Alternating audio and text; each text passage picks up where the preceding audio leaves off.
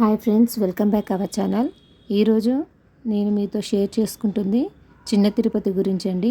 అదే ద్వారకా తిరుమల. వెంకటేశ్వర స్వామివారు 2 ప్రాంతాలలో ఉద్భవించారండి. ఒకటి తిరుమలలోని శేషాచలం మీద వెలిశారు. రెండవది గోదావరి మరియు కృష్ణా నదుల మధ్య ఉన్న ప్రాంతంలో వెలిశారండి.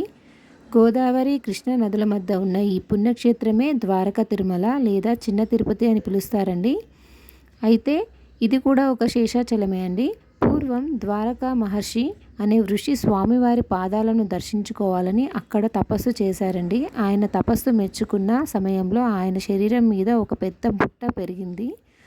అయితే స్వామివారు ప్రత్యక్షమై నువ్వు ఈ పుట్టలోనే ఉండి నా పాదాలను దర్శిస్తూ అర్చన చెయ్యి అని ఆజ్ఞాపించగా అక్కడ స్వయంభూగా వెలిశారండి.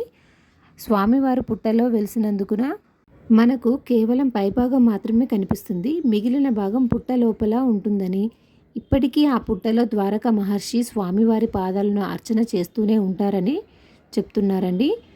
రెండో మూర్తి అంటే కేవలం పైభాగం మాత్రమే ఉన్న మూర్తికి నిత్యాభిషేకము మరియు అలంకరణ చేయడం చాలా కష్టమైన విషయం. అందుకే భక్తుల సౌకర్యం కోసము వెనుక వైపు పీఠంపై పూర్తి రూపంలో ఉన్న మరొక మూర్తిని ప్రతిష్ఠించారండి.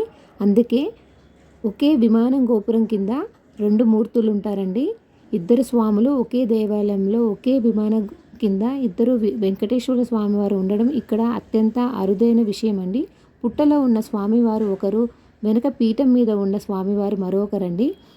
అందుకే అండి ఈ క్షేత్రము స్వయంభూ క్షేత్రముగా ద్వారకా తిరుమల ప్రసిద్ధి చెందిందండి. ఇంకా దీని వివరాలు నేను ఫుల్ వీడియో చేశానండి, లింక్ ఇచ్చాను, తప్పకుండా చూడండి.